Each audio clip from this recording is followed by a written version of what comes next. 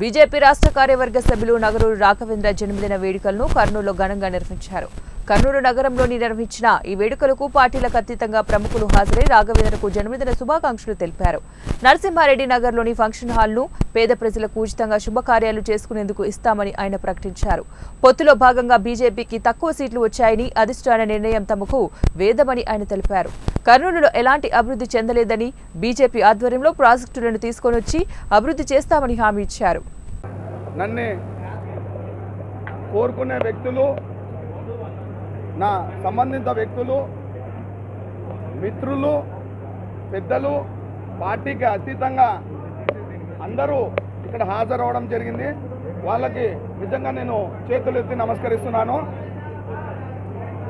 ఒక రాఘవేంద్ర అంటే వ్యక్తి కాదు, ఒక శక్తి అని తెలియజేస్తూ ఈరోజు ఇంత భారీ ఎత్తున నగరంలోని పలు ప్రాంతాల నుంచి ఏరియా వైజ్గా 20-30 మంది రావడం జరిగింది.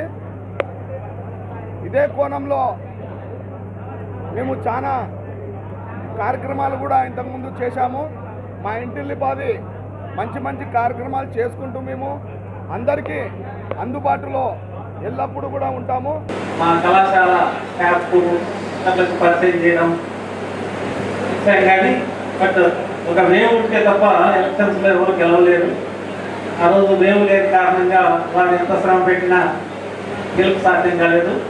కాకపోతే ఈరోజు చూస్తుంటే ఆ వ్యక్తులు చాలా భారీగా ఉన్నారని అర్థమవుతుంది. సో ఇక్కడ ఇచ్చేసిన అభిమానులందరికీ కూడా హ్యాట్స్ ఆఫ్, థ్యాంక్ యూ.